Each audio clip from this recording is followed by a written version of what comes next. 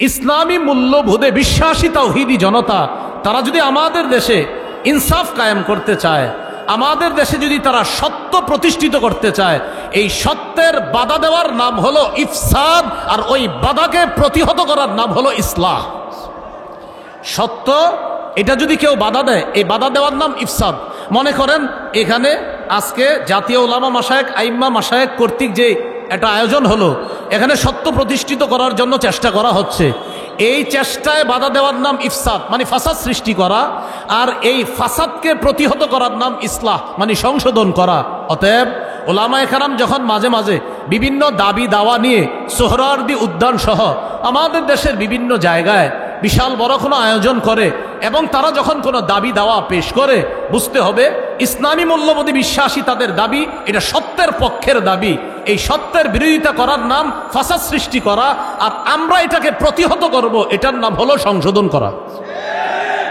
যদি কেউ কিছু করার পর বলে আমি এটা করেছি সেটা করেছি, এই কথাগুলা অহংকার প্রদর্শন প্রকাশ পাবে, আর অহংকার যখন প্রকাশ পাবে তখন পতন এমনভাবে হবে, যার পতন হবে তিনি নিজেও বুঝবে না কিভাবে পতন হয়ে যাবে।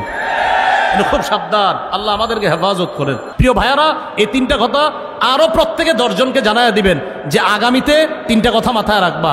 আমি যার পক্ষে সুপারিশ করব, আমি যার পক্ষে সুপারিশ করব যিনি ভালো মানুষ হয়, আমি যার পক্ষে সাক্ষ্য দিব তিনি যেন ভালো মানুষ হয়, আমি যাকে প্রতিনিধি বানাবো তিনি যেন ভালো মানুষ হয়।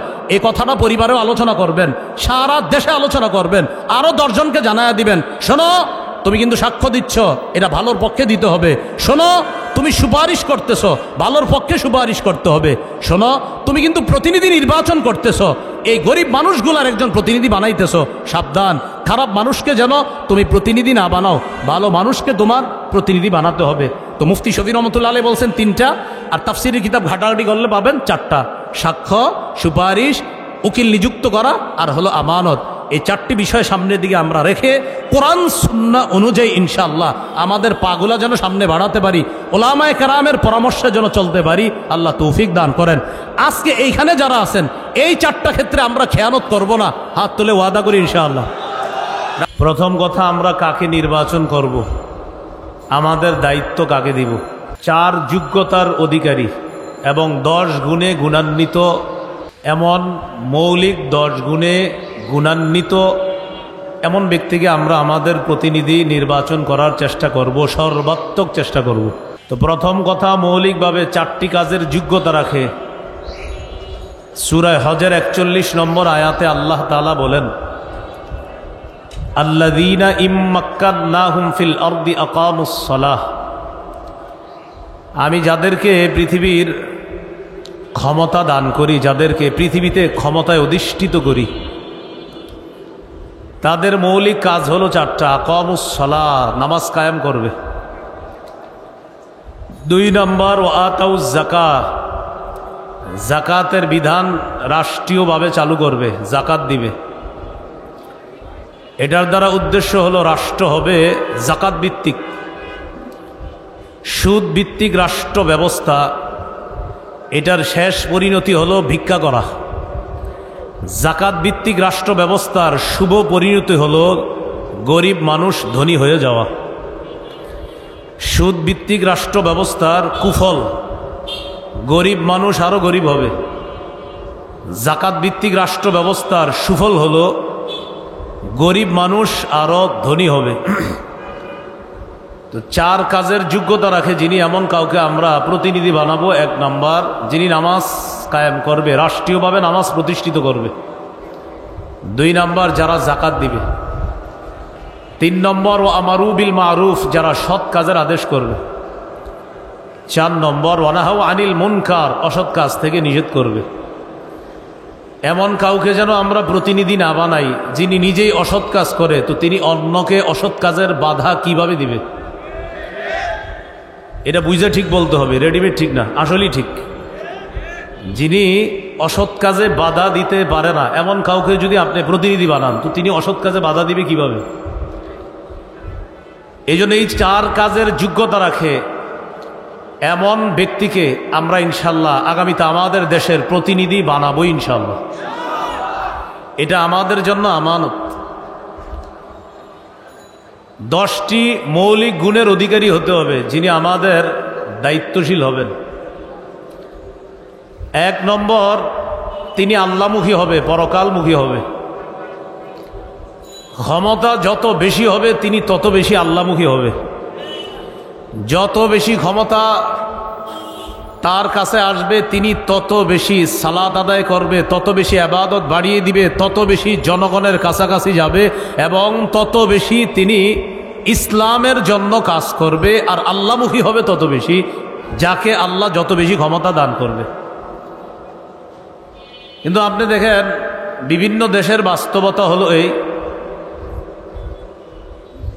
যারা বর্তমান পৃথিবীতে বিভিন্নভাবে বিভিন্ন পন্থায় ক্ষমতায় অধিষ্ঠিত হচ্ছে, তাদের ক্ষমতা যত বাড়ে দুর্নীতি তত বাড়ে।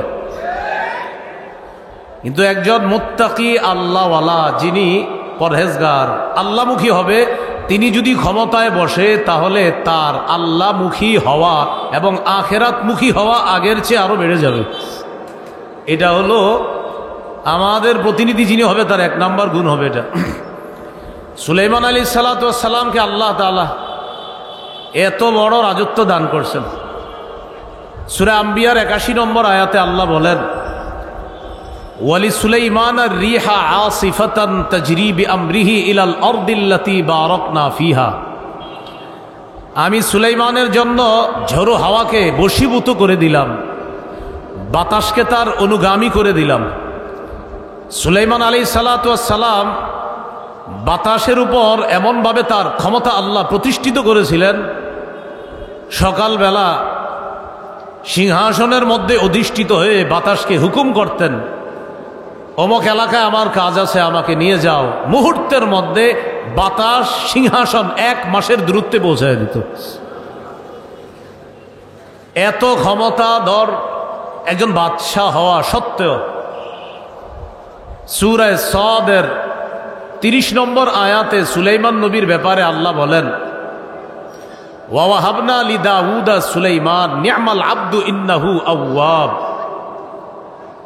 আমি দাউদ নবীকে সুলাইমান নামে একটা পুত্র দান করলাম। আর এই সুলাইমান কেমন? ইন্নাহু আওয়াব, তিনি খুব বেশি আল্লাহর দিকে ঝুঁকে পড়ে, খুব বেশি আল্লাহমুখী হয়। আল্লাহ বলছেন আওয়াব, তিনি বারবার আল্লাহমুখী হয়। ক্ষমতা সুলাইমান নবী যত পেয়েছেন তিনি তত বেশি আল্লাহমুখী হয়েছেন। সূরা নামলের 15 থেকে 19 নম্বর আয়াত, লম্বা হিস্ট্রি। সুলাইমান আলাইহিস সালাম বহর নিয়ে রওনা করলেন, পিঁপড়ার এলাকায় গেলেন। যাওয়ার পর যখন তিনি পিঁপড়ার এলাকায় নামার পর তার সাথে বিশাল বাহিনী, তারাও সেখানে হাঁটবে। পিঁপড়ার রানী যে ছিল, কালাত নামলাতু ইয়া আইয়ুহান নামলু দুখুলু মাসাকিনাকুম লা ইয়াহতিমান্নাকুম সুলাইমানু ওয়া জুনুদুহু ওয়া হুম লা ইয়াশউরুন। পিঁপড়ার রানী বলল, ও পিপিলিকার দল, তোমরা তোমাদের ঘরে প্রবেশ করো, তোমাদের গর্তে প্রবেশ করো। সুলাইমান নবী এবং তার বাহিনী না জেনে তোমাদেরকে যেন পিষে না ফেলে। পিঁপড়ার এই কথা সুলাইমান নবী বুঝে ফেললেন। ফাতাবাসসামা দাহিকাম মিন কাওলিহা, পিঁপড়ার কথা বুঝে সুলাইমান নবী একটা মুস্কি হাসি দিলেন। আল্লাহ তাআলা মানুষ, জিন, ইনসান ইত্যাদি এগুলার পাশাপাশি পশু পাখির ভাষা বুঝার যোগ্যতাও সুলাইমান নবীকে আল্লাহ দান করছে। এখানে একটা কথা, যদি আপনারা কিছু না মনে করেন, ওলামা হযরতরা না, অন্যরা আমার সাথে বলতে হবে। বলেন, সুলাইমান নবী পাখির ভাষা প্রকৃত অর্থেই বুঝতেন, প্রতীকী অর্থে না। প্রকৃত অর্থেই সুলাইমান নবী পাখির ভাষা বুঝতেন। প্রকৃত একটা হলো প্রকৃত, আর একটা প্রতীকী। প্রতীকী এই প্রতীকী অনেক বাংলা বই বা অনেকে কোনো কারণে লেখছে যে সুলাইমান নবী প্রতীকী অর্থে, মানে বিভিন্ন মাধ্যমে, ইশারার মাধ্যমে পাখির ভাষা বা বিভিন্ন অবস্থা দেখা বুঝতেন, এটাকে বলে প্রতীকী। কিন্তু বাস্তবতা হলো সুলাইমান নবী প্রকৃত অর্থেই বাস্তবেই পাখির ভাষা বুঝতেন। আল্লাহ যোগ্যতা দান করছে, এই কথাটা মনে রাখা। তো সুলাইমান আলাইহিস সালাম পাখির ভাষা বুঝলেন, একটা মুস্কি হাসি দিলেন। হাসি দেওয়ার পর সুলাইমান নবী বললেন, ওয়াকালা রব্বি আউজি'নি আন আশকুরা নি'মাতাকাল্লাতী আন'আমতা আলাইয়া। সুলাইমান নবী বললেন, আল্লাহ আপনি আমাকে তৌফিক দান করেন, আমাকে যে নিয়ামত দান করেছেন এই নিয়ামতের শুকরিয়া যেন আমি আদায় করতে পারি। অর্থাৎ আমি মানুষের উপর রাজত্ব করি, আমি জিনের উপর রাজত্ব করি, আমি পশু পাখির উপর রাজত্ব করি। আজকে পাখির ভাষাও আমি বুঝলাম। আল্লাহ আপনি যে আমাকে এত ক্ষমতা দান করেছেন, এত নিয়ামত দান করেছেন, আমি যেন এই নিয়ামত পেয়ে অন্য কোনো আচরণ যেন আমার দ্বারা প্রকাশ না পায়। আল্লাহ আপনি যে আমাকে এত নিয়ামত দান করেছেন, আমাকে তৌফিক দেন, আমি যেন আরো বেশি আপনার শুকরিয়া আদায় করতে পারি। এখান থেকে কি বুঝলাম? আমাদের যারা দায়িত্বশীল হবে তাদের 1 নাম্বার গুণ হবে তিনি যত বেশি ক্ষমতা পাবে তত বেশি আল্লাহমুখী হবে। 2 নাম্বার, আমরা যাকে নির্বাচিত করব তিনি ইনসাফ প্রতিষ্ঠিত করবে এমন মানুষকে নির্বাচিত করতে হবে। এমন মানুষকে আমরা আমাদের জন্য নির্বাচন করতে হবে যিনি ইনসাফ প্রতিষ্ঠিত করবে।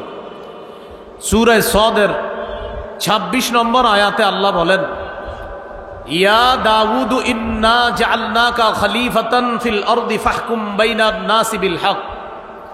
হে দাউদ, আমি আপনাকে দুনিয়াতে প্রতিনিধি বানাইলাম। ফাহকুম বাইনান নাসি বিল হক, মানুষের মাঝে ইনসাফের সাথে আপনি বিচার করেন। দাউদ নবী ফিলিস্তিনের সর্বপ্রথম, বনি ইসরাইলের মধ্যে প্রথম ব্যক্তি দাউদ নবী, যিনি ফিলিস্তিনে প্রায় 73% অঞ্চল আল্লাহ তাআলা দাউদ নবীর শাসন ব্যবস্থায় পুরা ফিলিস্তিনের প্রায় 73% অঞ্চল দাউদ নবীর অধীনে আল্লাহ দিয়ে দিয়েছিলেন। মনে রাখা ভালো, ইহুদিরা ফিলিস্তিন শাসন করেছে প্রায় 438 বছর।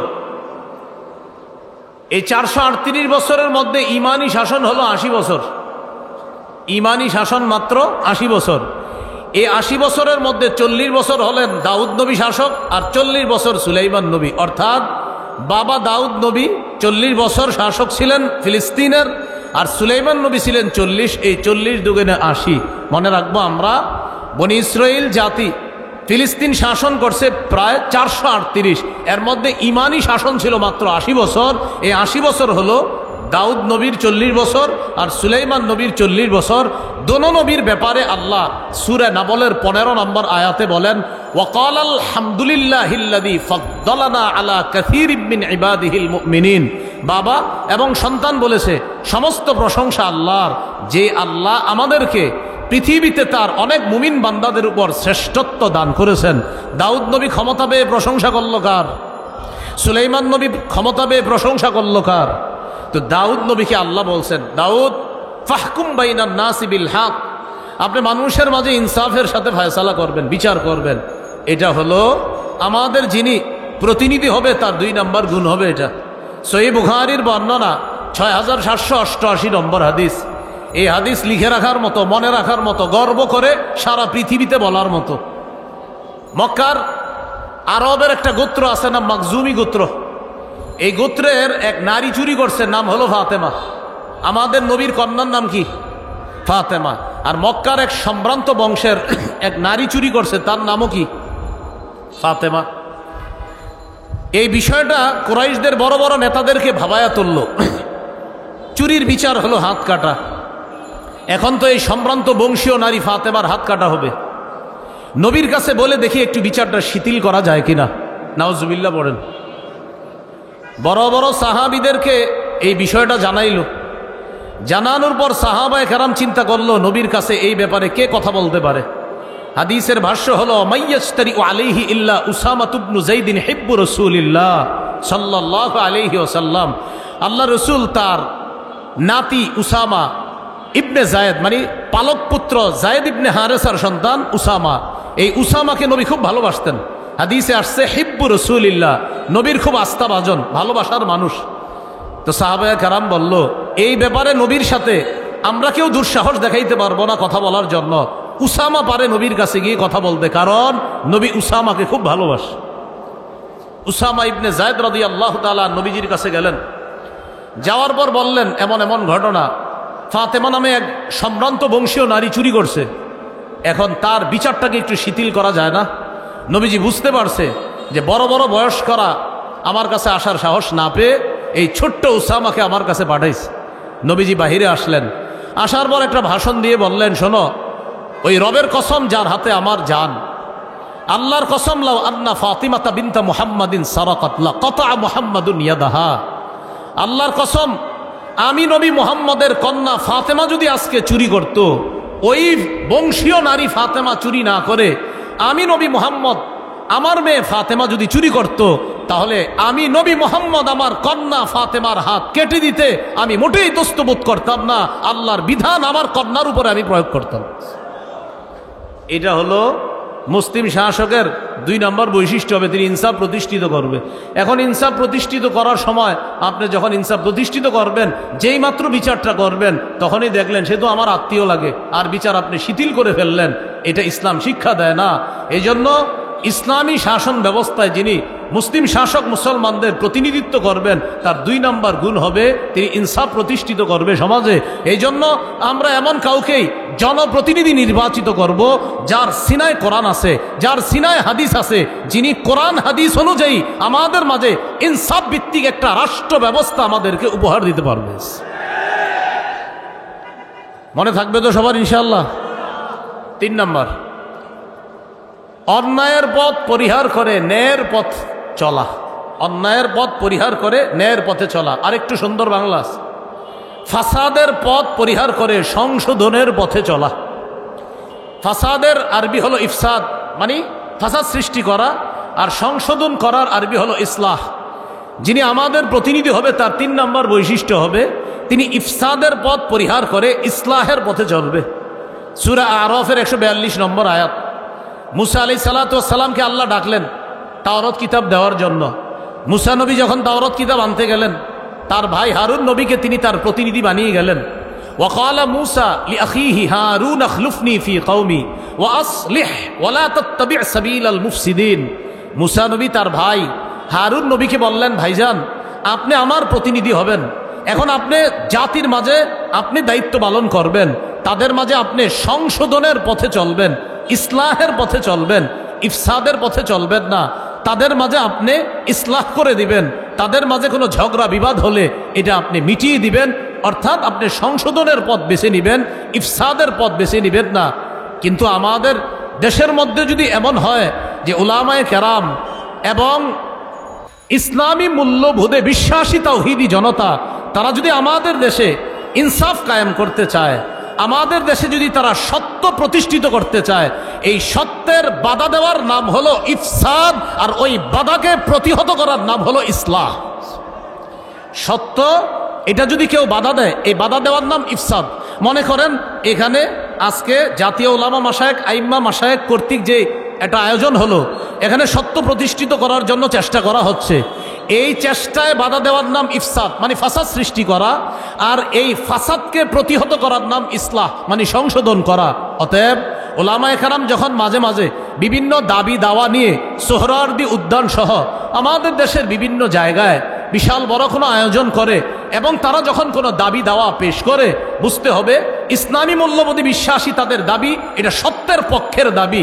এই সত্যের বিরোধিতা করার নাম ফাসাদ সৃষ্টি করা, আর আমরা এটাকে প্রতিহত করব, এটার নাম হলো সংশোধন করা। এই হলো 3 নম্বর। 4 নম্বর যিনি আমাদের প্রতিনিধি হবে তার 4 নম্বর বৈশিষ্ট্য, তিনি শিষ্টের লালন করবে, দুষ্টের দমন করবে। এই কথাটা মনে রাখবেন। আমাদের যিনি প্রতিনিধি হবে তার 4 নম্বর বৈশিষ্ট্য, ভালোকে লালন করবে, খারাপকে দমন করবে। কিন্তু আমরা এই বাংলাদেশের পরিস্থিতি এবং বাস্তবতা এবং সত্য কথা, আমাদের কথাগুলা অনেক দূর পর্যন্ত যাওয়া দরকার। আমরা দেখি আমাদের দেখে ভালো যারা তাদেরকে দমন করা হয়, আর খারাপ যারা তাদেরকে লালন করা হয়। অথচ উচিত কি? ভালোকে লালন করা, খারাপকে দমন করা। ওলামায়ে কেরাম, ইসলামী মূল্যবোধে বিশ্বাসী তাওহীদি জনতা, এরা হলো ভালো, এদেরকে লালন করতে হবে। এদেশে 90 ভাগের বেশি মুসলমান। এই মুসলমানের স্বাধীন দেশে সবচাইতে পরাধীন মনে করা হয় মুসলমানদেরকে। যদি পরাধীন মনে করা না হতো, তাহলে মুসলমানদের বিভিন্ন ইস্যুতে তাদের দাবি দেওয়া সবচাইতে গুরুত্ব দিত। কারণ পার্সেন্ট হিসাবে এই দেশে কারা বেশি, তো এরপরও আমাদের দাবি দেওয়ার মূল্যায়ন করা হচ্ছে না। কিছু কিছু ক্ষেত্রে এমন মনে হয় যেন আমাদের কথাগুলো কানেই নেয় না, যে তোমাদের যা মন চায় করো আর আমি যা মন চায় করবো না। এই জাতীয় কোনো কর্মকাণ্ড ভবিষ্যতে চলতে দেওয়া যায় না, উচিত না। ওলামায়ে কেরাম যে কোনো কাজে কর্মে এবং অন্যায় ওলামায়ে কেরাম যদি আমাদেরকে যে কোনো জায়গায় আহ্বান করে স্বতঃস্ফূর্তভাবে টুপি দাড়িওয়ালা সহ অন্য মুসলিম ইসলাম যারা আছে, ইসলামী মূল্যবোধী বিশ্বাসী সকলকে নিয়ে কারা কারা ইনশাল্লাহ আমরা তাদের আহ্বানে সাড়া দিতে রাজি আছি? ইনশাল্লাহ রাজি আছি তো সবাই ইনশাল্লাহ?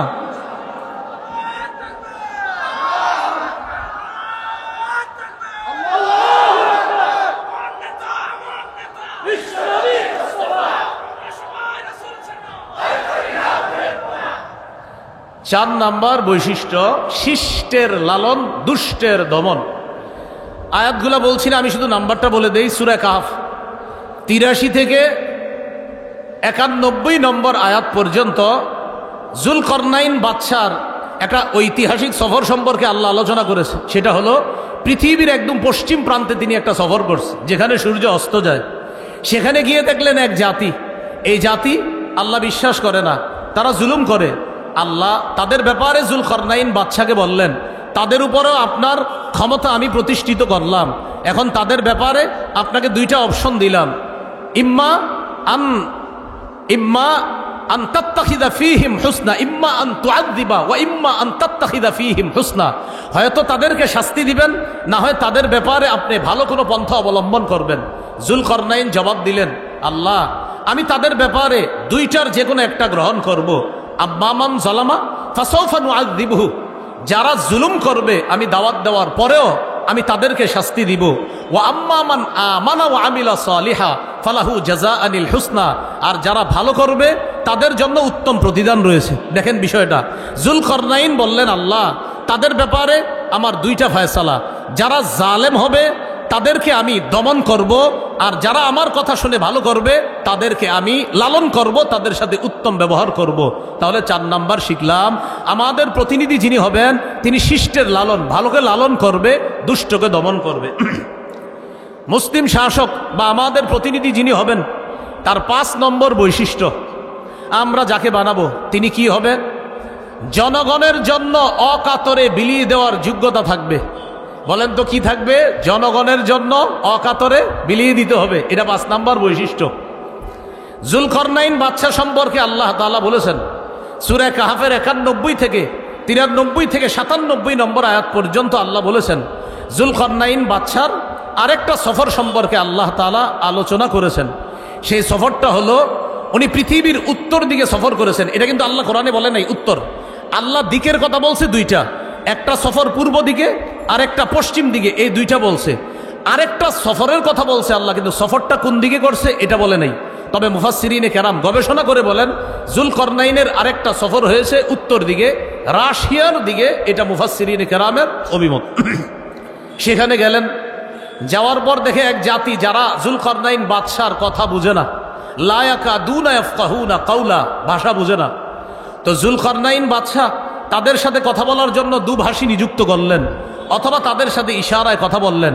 তারা জুলকরনাইনকে বলল, বাদশা আপনার কাছে আমাদের একটা দাবি আছে। কি দাবি?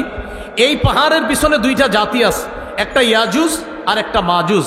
এরা রাতের বেলা আমাদের বাড়িতে এসে লুটতরাজ করে, ডাকাতি করে, আমাদের ধন সম্পদ ছিনিয়ে নেয়। আপনি যদি এই দুই পাহাড়ের মাঝখানে ফাঁকা জায়গাটা বন্ধ করে দেন, তাহলে তাদের এই দুর্নীতি থেকে, তাদের এই লুটতরাজ থেকে আমরা বেঁচে যাব। এই কথা বলার পর জাতি বলল, ও বাদশা প্রয়োজনে যদি কিছু টাকা পয়সা লাগে টাকা পয়সা আমরা দিব। কারা বলল? জাতি বলল বাদশাকে। বাদশা জুলকরনাইন বললেন, আমার টাকা পয়সা লাগবে না, আল্লাহ আমাকে যা দিয়েছে, মা মাক্কান্নি ফিহি খাইর, আল্লাহ আমাকে যে ক্ষমতা দিয়েছে এটা অনেক উত্তম। আইনুনি বিকুয়া, তোমরা আমাকে একটু সহযোগিতা করবা, এই দেয়াল দেওয়ার জন্য, প্রাচীর নির্মাণ করার জন্য তোমরা আমাকে একটু সহযোগিতা করবা, আর যা যা লাগবে এগুলা সব আমি নিজস্ব অর্থায়নে সব কিছু আমি এনে দিব, তোমরা শুধু একটু বহন করে নিয়ে আসবা। বাদশা জুলকরনাইন দুই পাহাড়ের মাঝখানে একটা প্রাচীর দিয়ে দিলেন। তো জনগণের জন্য অকাতরে বিলিয়ে দেওয়া, এটা মুসলিম শাসকের ৫ নাম্বার বৈশিষ্ট্য হবে। বিষয়টি যেন এমন না হয় কথার কথা আপনি লাইনের গ্যাস বন্ধ করে দিলেন, একটা কথার কথা, আমাদের দেশ গ্যাসের গনি না, এখন আপনি লাইনের গ্যাস বন্ধ করে দিয়ে বোতলের গ্যাস চালু করলেন, চালু করার পরে এটার দাম নির্ধারণ করলেন 600 টাকা, কিন্তু বাজারে আসলো 1400-1500 টাকা। এমনি বলতেছি কথার কথা। তো ভাই 1500 কিভাবে হলো? 600 হলো মূল দাম, এরপরে 1 টাকা পায় অমুকে, আরেক টাকা অমুকে, আরেক টাকা তমুকে, এইভাবে অমুকে আর তুমুকে যারা পায় আর যারা নেয়, এই জাতীয় কাউকে যদি আবার প্রতিনিধি নির্বাচন করা হয় তাহলে রডের পরিবর্তে আবারও বাঁশ পাওয়া যাবে। এটা মাথায় রাখতে হবে, এটা বাস্তব। একটু কথাগুলো বুঝতেছেন তো? তাহলে 5 নাম্বার, জনগণের জন্য অকাতরে বিলিয়ে দিবে, এটা 5 নাম্বার বৈশিষ্ট্য আমরা যাকে প্রতিনিধি নির্বাচন করব। 6 নাম্বার বৈশিষ্ট্য, প্রতিনিধি যিনি হবে আমাদের, তিনি কিছু করতে পেরে বলবে আলহামদুলিল্লাহ, এটা আমার রবের দয়া, এটা বলবে। যিনি করতে পারবে, বাস, তিনি কোনো অহংকার করবে না। মানে কিছু করার পরে বলবে আমি এই করলাম সেই করলাম, মানে আপনি আপনার বাপের টাকা দিয়ে করছেন তো আমাদের টাকা দিয়ে করছেন, এগুলা বলা যাবে না। যে আমি এত কিছু করছি, এগুলা বলা যাবে না। বলতে হবে আল্লাহ আমারে তৌফিক দিয়েছে তাই আমি করেছি, এটা বলতে হবে। যদি কেউ কিছু করার পর বলে আমি এটা করেছি সেটা করেছি, এই কথাগুলা অহংকার প্রদর্শন প্রকাশ পাবে। আর অহংকার যখন প্রকাশ পাবে তখন পতন এমনভাবে হবে, যার পতন হবে তিনি নিজেও বুঝবে না কিভাবে পতন হয়ে যাবে। খুব সাবধান, আল্লাহ আমাদেরকে হেফাজত করেন। তো 6 নাম্বার, প্রতিনিধি কিছু করতে পেরে তিনি কার শুকরিয়া আদায় করবে? আল্লাহ, যে আল্লাহ দিস। সূরা কাহফের 98 নম্বর আয়াতে আছে, যুলকরনাইন ওই দেয়াল করে দেওয়ার পর বলছে হাদা রাহমাতুম মির রব্বি, এটা আমার রবের অনুগ্রহ, দয়া, আমার রব দয়া করছে তাই তোমাদের জন্য কিছু করতে পারছে। আমরা যাকে প্রতিনিধি নির্বাচন করব তার 7 নাম্বার বৈশিষ্ট্য, তিনি রক্ষণাবেক্ষণ এবং অর্থনীতিতে পারদর্শী হতে হবে। রক্ষণাবেক্ষণ এবং অর্থনীতি। আমাদের উপর একটা অভিযোগ উঠেছিল যে ওলামায়ে কেরাম কি অর্থনীতি বুঝে? এরকম মাওলানা হওয়ার 2 বছর আগে আমাদের কওমি মাদ্রাসার ছাত্ররা অর্থনীতির ব্যাপারে পোকা হয়ে যায়, অর্থনীতি শুধু বুঝে না। মাওলানা হওয়ারও 2 বছর আগে আমাদের কওমি মাদ্রাসার ছাত্রদেরকে অর্থনীতি খাওয়ায়া দেওয়া হয়। একটু আমরা, হ্যাঁ, আমরা একটা অর্থনীতি, সেটা হলো এটার বিরোধিতা করি, এই জন্য মনে করে আমরা বুঝি না। সেটা কি? সুদ ভিত্তিক অর্থনীতির বিরোধিতা আমরা করি। এই জন্য যারা সুদ ভিত্তিক অর্থ ব্যবস্থা চায় তারাই বলে যে ওলামায়ে কেরাম অর্থনীতি বুঝে না। কারণ ওলামায়ে কেরাম যাকাত ভিত্তিক অর্থনীতি বুঝে, আর সুদ ভিত্তিক অর্থনীতি এটা জাহান্নামী। এটা বলার কারণে একদল মানুষ আমাদেরকে অভিযুক্ত করে যে আলেমরা অর্থনীতি বুঝে না। আসলে বিষয়টা এমন না, আলেমরা অর্থনীতি শুধু বুঝে না, ওলামায়ে কেরাম অর্থনীতি পড়ানোর যোগ্যতা রাখে। তো এই কথাটা 7 নাম্বার, রক্ষণাবেক্ষণ এবং অর্থনীতিতে পারদর্শী। ইউসুফ আলাইহিস সালামের ব্যাপারে আছে সূরা ইউসুফের 55 নম্বর আয়াত। ইউসুফ নবী যখন দেখলেন যে এই দেশে যদি খাদ্য ভাণ্ডারের দায়িত্ব আমি না নেই তাহলে জালেমরা খাবার শেষ করে ফেলবে, ইউসুফ নবী নিজেই দায়িত্ব চেয়ে নিলেন। ইজআলনি আলা খাজাইনিল আরদ, আমাকে খাদ্য ভাণ্ডারের দায়িত্ব দেন। ইউসুফ নবী বললেন, এখান থেকে একটা বিষয় বুঝে আসে, বুখারীতে আছে লা তাসআলিল ইমারা, দায়িত্ব চেয়ে নিও না। আর কোরআনে দেখলাম আমরা ইউসুফ নবী বলতেছে আমাকে দায়িত্ব দেন, বুখারীতে আছে দায়িত্ব চেয়ে নিও না। আর সূরা ইউসুফের মধ্যে ইউসুফ নবী দায়িত্ব চেয়ে নিচ্ছে। এটার উত্তর হলো, যখন যোগ্য ব্যক্তি দায়িত্বে থাকবে তখন আমার আপনার দায়িত্ব চেয়ে নেওয়া দরকার নাই। আর অযোগ্য ব্যক্তিতে যখন দেশের দায়িত্বের জায়গাগুলো ভরপুর হয়ে যাবে, যোগ্য ব্যক্তিরা তখন ওই দায়িত্ব চেয়ে নিবে, যেভাবে হোক সঠিক পন্থায় ওই দায়িত্ব চেয়ে নিয়ে সেখানে যোগ্য ব্যক্তিরা বসতে হবে। বুঝে আসছে তো? বুখারীতে আসছে দায়িত্ব চেয়েও না, চেয়েও না মানে যোগ্যরা থাকলে তোমার চাওয়া দরকার নাই। আর সূরা ইউসুফে কি আসছে? অযোগ্যরা যখন দায়িত্বে থাকবে তখন যোগ্যরা দায়িত্ব চেয়ে নিতে হবে। 8 নাম্বার, আমাদের প্রতিনিধি যিনি হবেন তিনি ঘুষ গ্রহণ করবে না। এটা 2 বার জোরে বলেন, জোরে বলেন সবাই, কি 2 বার কি গ্রহণ করবে না? আবার বলেন, কি গ্রহণ করবে না? হ্যাঁ, এটা এরকম লোক আমরা প্রতিনিধি বানাতে হবে। সূরা নামলের 35-36 নম্বর আয়াত। রানী বিলকিস সুলাইমান নবীর কাছে হাদিয়া পাঠাইছে। হাদিয়া কেন পাঠাইছে? তাফসিরের কিতাবে আসছে। রানীর উদ্দেশ্য হলো, সুলাইমান নবী যদি হাদিয়া পাওয়ার পর চিন্তা করে এত কিছু দিল, যাক এই মহিলারা আর কিছু বলবো না। তো রানীর উদ্দেশ্য হলো সুলাইমান নবী তার রাজত্ব নিয়ে থাকবে আর আমি আমার রাজত্বে আমি রানীগিরি করব। এই জন্য হাদিয়া পাঠাইছে। সূরা নামলের 35-36 নম্বর আয়াতে আছে। তো রানীর ওই কথাগুলো সেখানে আছে, দেখবেন খুব সুন্দরভাবে। ইন্নী মুরসিলাতুন ইলাইহিম বিহাদিয়্যা ফানাযিরাতুম বিমা ইয়ারজিউল মুরসালুন, আমি তার কাছে উপঢৌকন পাঠাবো, দেখি হাদিয়া পাঠানোর পর তার রিয়াকশনটা কি হয় দেখব। তো রানীর উদ্দেশ্য হলো যদি হাদিয়া গ্রহণ করে তাহলে বুঝবো যাক উনি ওনার রাজত্ব নিয়ে থাকবে, আমি আমারটা। আসলে রানীর উদ্দেশ্য সেটা হাদিয়া ছিল না, হাদিয়ার নামে ঘোষ পাঠানো ছিল। এই জন্য ঘোষ কাকে বলে? একটা হলো হাদিয়া, আর একটা ঘোষ। ঘোষ মানি ভাই ভালো আছেন আপনি? ঠিক আছেন তো? এই ঠিক আছেন তো মানে আপনি কিছু করেন না, আপনি আপনার জায়গায় থাকেন, আমার জায়গায় রাখেন, আমি এই এলাকাটা দেখভাল করব। আর আপনার এটারে হাদিয়া, এটা ঘোষ, এটা হলো ঘোষ, এটা ঘোষ, এটা হাদিয়া না, এটা উপহার না। দিয়ে বলে কি বাসায় কিছু নিয়ে যান, কিছু খায়েন। বলে আমি কি করব? আর না কিছু খায় না, আর আমার জিনিসটা একটু খেয়াল রাখেন। এই যে খেয়াল রাখেন বলাটা, তখন আর এটা হাদিয়া না, এটা ঘোষ হয়ে যায়। এলো 8 নাম্বার। 9 নাম্বার, আমরা যাকে প্রতিনিধি নির্বাচন করব তিনি আমানতদার হবে। কি হবে ভাই? আমানতদার হবে। সূরা নিসা 58 নম্বর আয়াতে আল্লাহ বলেন, ইন্নাল্লাহা ইয়া'মুরুকুম আন তুআদ্দুল আমানাতি ইলা আহলিহা। আল্লাহ তোমাদেরকে আদেশ করেন তোমরা আমানত যথাযথ জায়গায় পৌঁছে দাও। সহিহ বুখারীর বর্ণনা, রাসূলুল্লাহ সাল্লাল্লাহু আলাইহি সাল্লামকে প্রশ্ন করা হলো, হুজুর কিয়ামত কবে? নবীজি সাল্লাল্লাহু আলাইহি সাল্লাম বললেন, ইদা ফুসিদাল আমরু ইলা গায়রি আহলি ফান্তাজিরিস সাআ। যখন দায়িত্ব অযোগ্য ব্যক্তিকে দেওয়া হবে তখন কিয়ামতের অপেক্ষা করো। এটা একটা বর্ণনা। আরেক বর্ণনায় রাসূল সাল্লাল্লাহু আলাইহি সাল্লাম বললেন, ইদা দুইয়াতিল আমানা ফান্তাজিরিস সাআ। যখন আমানত গুটিয়ে দেওয়া হবে, আমানত উঠিয়ে দেওয়া হবে, তখন কিয়ামতের অপেক্ষা করো। সাহাবায়ে কেরাম প্রশ্ন করলেন, কাইফা ইদাআতুহা ইয়া রাসূলুল্লাহ, হুজুর আমানত কিভাবে উঠিয়ে নেওয়া হবে? নবী বললেন, ইদা উসনিদাল আমরু, আরেক বর্ণনা ইদা উসসিদাল আমরু ইলা গায়রি আহলি। যখন অযোগ্য ব্যক্তিকে দায়িত্ব দেওয়া হবে, এই অযোগ্যকে দায়িত্ব দেওয়া মানে আমানত উঠিয়ে নেওয়া। এখানে একটা বাংলা মনে রাখবেন, যোগ্য ব্যক্তিকে যোগ্যতার আসনে বসানো এটা আমাদের জন্য আমানত, আর যোগ্য ব্যক্তি যোগ্যতার আসনে বসে আমাদের অধিকারগুলা সংরক্ষণ করা এটা ওই দায়িত্বশীল ব্যক্তির জন্য আমানত। আবার বলছি, যোগ্য ব্যক্তিকে যোগ্যতার আসনে বসানো এটা আমাদের জন্য আমানত, আর তিনি ওই আসনে বসে আমাদের অধিকারগুলা যথাযথভাবে আদায় করা এটা তার জন্য আমানত। সর্বশেষ যিনি আমাদের প্রতিনিধি হবে তার গুণ হবে তিনি কোরআন সুন্নাহ অনুযায়ী বিচার করবে। সূরা মাঈদা 48, সূরা মাঈদা 49, সূরা মাঈদা 50 এই আয়াতগুলোর মধ্যে আছে, ইন্না আনজালনা ইলাইকাল কিতাবা বিল হক। আমি আপনার কাছে কোরআন দিয়েছি, এই কোরআন এটা দিয়েছি, এটার মাধ্যমে আপনি বিচার করবেন, সঠিকভাবে বিচার করবেন। শেষের দিকে আছে, আফা হুকমাল জাহিলিয়াতি ইয়াবগুন, তারা কি জাহিলি আইন চায়? অমান আহসানু মিনাল্লাহি হুকমাল, আল্লাহর চাইতে শ্রেষ্ঠ উত্তম বিচারক আর কে হতে পারে? এই জন্য আমরা যদি আমাদের বাংলাদেশে আল্লাহর আইন বাস্তবায়ন করতে চাই, আল্লাহর কসম সত্যি বলছি, আমাদের একজন যোগ্য, 4 কাজের যোগ্যতা রাখে, 10 গুণে মৌলিক গুণান্বিত এমন কোন ব্যক্তিকে আমাদের দেশের দায়িত্ব দিতে হবে। তাহলে ইনশাল্লাহ এদেশে সংসদ চলবে কোরআন অনুযায়ী, এদেশের বিভিন্ন পার্লামেন্ট চলবে কোরআন অনুযায়ী। আল্লাহর কসম আমরা স্বপ্ন দেখতেছি যে 90% মুসলমানের দেশ, এটা তো একটা স্বাভাবিক বিষয়। এদেশের সংসদ চলবে কোরআন অনুযায়ী, এদেশের বিচার ব্যবস্থা চলবে কোরআন অনুযায়ী। মানে এটা এমন কোনো কথা না যে হুজুর এটা কোনো কথা না, এটা তো সাধারণ কথা। 90 ভাগের মুসলমানের দেশ, বলেন কি অনুযায়ী দেশ চলবে? সংসদ কি অনুযায়ী হবে? কোর্ট কি অনুযায়ী হবে? এটা তো একটা স্বাভাবিক বিষয়, মনে থাকবে তো ইনশাল্লাহ। এটা হলো আমার প্রথম বিষয়।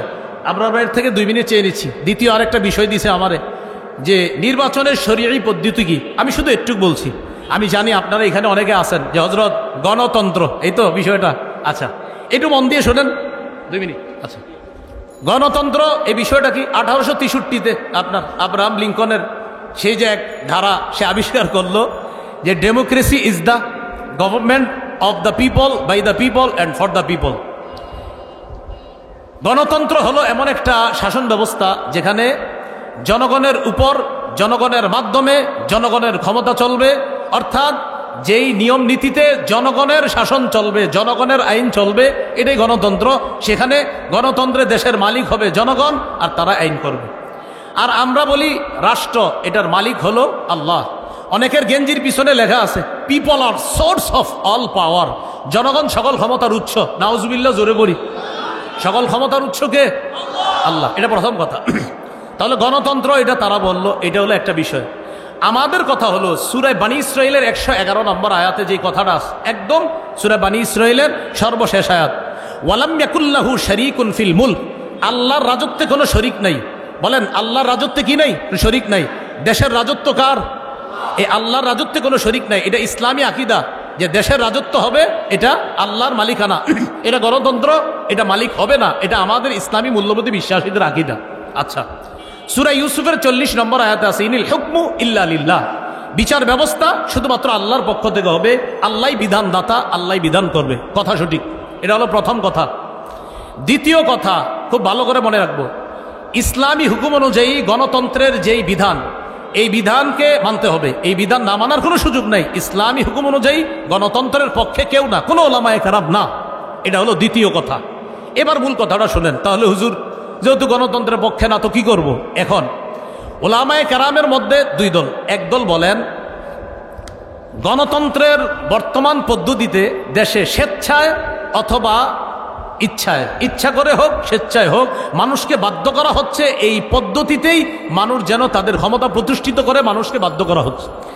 বাধ্য করার কারণে ওলামায়ে কেরাম আজিমত এবং রুখসতের মাসালার মধ্যে রুখসতটা গ্রহণ করে ওলামায়ে কেরাম চিন্তা করলেন, যদি ওলামায়ে কেরাম দায়িত্ব না নেয় নাস্তিকদের হাতে দেশ চলে যাবে। ওলামায়ে কেরাম যদি দায়িত্বে না আসে তাহলে ইসলামী বিরোধী যারা শক্তি আছে তারা এদেশে তাদের শক্তিশালী পাকাভুক্ত হবে। তখন ওলামায়ে কেরামের মধ্যে একদল বলেন, সুতরাং নাস্তিক্যবাদী শক্তিকে রহিত করার জন্য এই পদ্ধতিতে জনগণের অংশগ্রহণ করা আবশ্যক। এটা এক দলের অভিমত। আরেক দল বলেন জায়েজ। একদল বলছে আবশ্যক, আরেক দল বলছে এটা জায়েজ। এই পদ্ধতিতে অংশগ্রহণ করে নাস্তিক্যবাদের বিরোধিতা করা এবং আল্লাহর হুকুম পৃথিবীতে প্রতিষ্ঠিত করার জন্য চেষ্টা করা। না, আমি জানতে চাই, আমাদের আবরার ভাই এখানে আছে, আপনার তো এই নিয়তে আছে নাকি অন্য কোনো নিয়ম? আমাদের আবরার ভাই মাশাআল্লাহ ইনশাআল্লাহ সিলেটের এমপি হবে, আল্লাহ কবুল করেন। তো যাই হোক, আবরার ভাইয়ের সাথে আমার ভালো পার্সোনাল সম্পর্ক একটু মধুর, এই জন্য একটু হাসাহাসি করলাম। আপনারা আবার দোয়া করেন, অন্তর থেকে দোয়া করেন, আল্লাহ তৌফিক দান করেন। হ্যাঁ, এখন এই পদ্ধতিতে জনগণ অংশগ্রহণ করবে, করার পর এখানে মনে রাখতে হবে চারটা কথা। বলেন সাক্ষ্য, সুপারিশ, প্রতিনিধি, আমানত। সাক্ষ্য, সুপারিশ, প্রতিনিধি নির্বাচন, উকিল নির্বাচন, আমানত। এই চারটা কথা। এবার বলেন ভোট মানি হলো সাক্ষ্য দেওয়া, সুপারিশ করা, উকিল নিযুক্ত করা, আমানত রক্ষা করা। আপনি যে কারো পক্ষে আপনি একটা কথা বলতেছেন যে আমি অমুককে প্রতিনিধি বানাবো, এই প্রতিনিধি বানানোর অর্থ হলো এক নাম্বার আপনি তার পক্ষে সাক্ষী দিতেছেন। আপনি তার পক্ষে সাক্ষী দিতেছেন। এই সাক্ষী আপনি তার পক্ষে এটা যে দিতেছেন এটা বুঝে শুনে আপনি তার পক্ষে সাক্ষী দিতে হবে। এটা হলো এক নাম্বার কথা। তো এই যে দ্বিতীয় নাম্বার কথা সুপারিশ করা, সূরা নিসার 85 নম্বর আয়াতে আছে, মাইয়াশফা শাফাআতান হাসানা ইয়াকুল্লাহু নসিবুম মিনহা। যে সঠিক ব্যাপারে সুপারিশ করবে, সুন্দর সুপারিশ করবে, এটার সওয়াব সে পাবে। অমাইয়াশফা শাফাআতান সাইয়্যিআ, আর যে ব্যক্তি খারাপ ব্যাপারে সুপারিশ করবে ইয়াকুল্লাহু কিফলুম মিনহা, সে এটার গুনাহের অংশও পাবে। এবার বুঝেন, একজন আল্লাহওয়ালা ব্যক্তি আর একজন খারাপ ব্যক্তি, একজন তাকওয়াবান মানুষ তাকেও চাইলে আমি নির্বাচন করতে পারি, আর একজন খারাপ মানুষ তাকেও নির্বাচন করতে পারি। এই আল্লাহওয়ালা মানুষকে আমি তার পক্ষে কথা বলা মানে হলো ভালো কাজের সুপারিশ করা, খারাপ মানুষের পক্ষে কথা বলা মানে খারাপ কাজে সুপারিশ করা। খারাপ কাজে যদি সুপারিশ করি কিয়ামতের ময়দানে আল্লাহর কাছে আমাকে দাঁড়াতে হবে। তাহলে এক নাম্বার সাক্ষ্য দেওয়া, আমি সাক্ষ্য দিচ্ছি। দুই নাম্বার আমি সুপারিশ করতেছি। তিন নাম্বার আমি উকিল নিযুক্ত করতেছি, প্রতিনিধি নিযুক্ত করতেছি আমার পক্ষ থেকে। আমরা যাকে দায়িত্বশীল বানাবো তিনি আমাদের পক্ষ থেকে ওকালতি করবে, আমাদের প্রতিনিধিত্ব করবে। চার নাম্বার আমানত। এটা একটা আমানত। প্রিয় ভাইয়েরা, এই আমানত যেন অপাত্রে না পড়ে। আর মুফতি শফি রহমতুল্লাহ আলাইহি লেখছেন তিনটা: সাক্ষ্য, সুপারিশ আর হলো প্রতিনিধিত্বের অথরিটি প্রদান করা। এই তিন ক্ষেত্রে মুসলমান বুঝে শুনে পা বাড়াতে হবে। আমি আপনি আগামীতে এই তিনটি বিষয় মাথা রাখবো যে আমি কিন্তু কারো পক্ষে হয়তো সাক্ষী দিতে হবে, আমি কারো পক্ষে সুপারিশ করতে হবে, আমি জনগণের জন্য কাউকে প্রতিনিধি নিযুক্ত করতে হবে। আল্লাহ, আমার সাক্ষ্যটা যেন অন্যায়ের পক্ষে না হয়, আমার সুপারিশ যেন অন্যায়ের পক্ষে না হয়, আমি যাকে প্রতিনিধি বানাবো তিনি যেন কোনো খারাপ মানুষ না হয়। প্রিয় ভাইয়ারা, এই তিনটা কথা আরও প্রত্যেকে 10 জনকে জানায়া দিবেন যে আগামীতে তিনটা কথা মাথায় রাখবা। আমি যার পক্ষে সুপারিশ করব, আমি যার পক্ষে সুপারিশ করব যিনি ভালো মানুষ হয়, আমি যার পক্ষে সাক্ষ্য দিব তিনি যেন ভালো মানুষ হয়, আমি যাকে প্রতিনিধি বানাবো তিনি যেন ভালো মানুষ হয়। এই কথাটা পরিবারেও আলোচনা করবেন, সারা দেশে আলোচনা করবেন, আরও 10 জনকে জানায়া দিবেন, শোনো তুমি কিন্তু সাক্ষ্য দিচ্ছ, এটা ভালোর পক্ষে দিতে হবে। শোনো তুমি তুমি সুপারিশ করতেছো, ভালোর পক্ষে সুপারিশ করতে হবে। শোনো, তুমি কিন্তু প্রতিনিধি নির্বাচন করতেছো, এই গরিব মানুষগুলার একজন প্রতিনিধি বানাইতেছো, সাবধান, খারাপ মানুষকে যেন তুমি প্রতিনিধি না বানাও, ভালো মানুষকে তোমার প্রতিনিধি বানাতে হবে। তো মুফতি শফি রহমতুল্লাহ আলাইহি বলছেন 3টা, আর তাফসিরের কিতাব ঘাটাঘাটি করলে পাবেন 4টা। সাক্ষ্য, সুপারিশ, উকিল নিযুক্ত করা, আর হলো আমানত। এই 4টি বিষয় সামনের দিকে আমরা রেখে কোরআন সুন্নাহ অনুযায়ী ইনশাআল্লাহ আমাদের পাগুলা যেন সামনে বাড়াতে পারি, ওলামায়ে কেরামের পরামর্শে যেন চলতে পারি। আল্লাহ তৌফিক দান করেন। আজকে এইখানে যারা আছেন এই 4টা ক্ষেত্রে আমরা খেয়ানত করব না, হাত তুলে ওয়াদা করি ইনশাআল্লাহ। রাজি আছেন ইনশাআল্লাহ সকলে? আসসালামু আলাইকুম।